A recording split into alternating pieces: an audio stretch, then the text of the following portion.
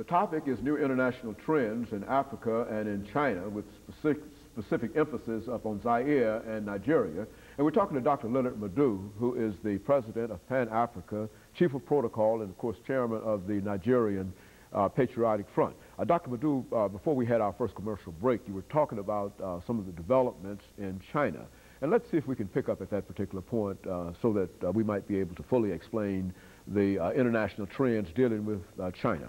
Okay, so like I was saying, when Mao Zedong died in 1976 and Zhou Enlai, a new group of thinkers took over power. And like I said, the cause of the Cultural Revolution was disagreement, philosophical and economic disagreement between the factions in the Chinese Communist Party. One side, with Mao Zedong and his wife, Zhong Jing, and former Defense Minister Lin Biao, that favored politics first and economics second. Then you had another group led by Liu Xiaoji, who was president, with also Deng Xiaoping, who was vice premier and chairman of general secretary of the Communist Party, who believed that economics first, politics second. So there was a clash of ideology.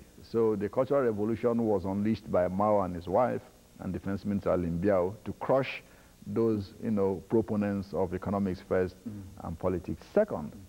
So with the death of Mao in '76, he handpicked a man called Wago Fong. Wago Fong was the chief of the secret police, in place of Deng Xiaoping, who would have been the rightful person. So when Wago Fong didn't have the revolutionary credentials, he wasn't part of the Long March. You remember the Long March, which all these participated in.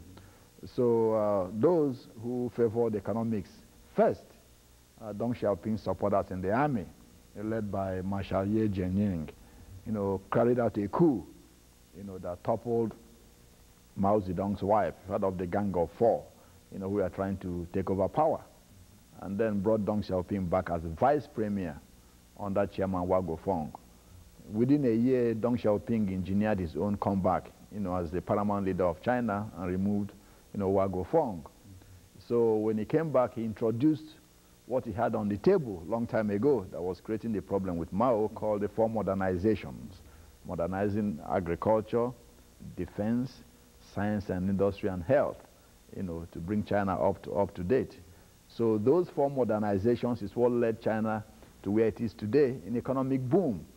So when, going back again, when Deng came in and started, this modernization, he carefully chose not to take the title of chairman of the Chinese Communist Party or even premier. He just, appointed one of his proteges called Hu Yaobang, as chairman of the Chinese Communist Party, but while himself maintaining, the title of chairman of the Central Military Committee. In China, whomever is the chairman of the Central Military Committee really is the ruler of the country, no matter whatever title somebody else has. So Hu Yaobang fell out with Deng Xiaoping because he couldn't crush the pro-democracy movement in China. Deng instead appointed another guy called Zhao Ziyang, who was toppled after the Tiananmen demonstrations about 8 years ago. That's when the current leader, Jiang Zemin, was appointed by Deng Xiaoping to become president of China and vice chairman of the Central Military Committee and general secretary of the Communist Party. All three titles, while he remained in the background.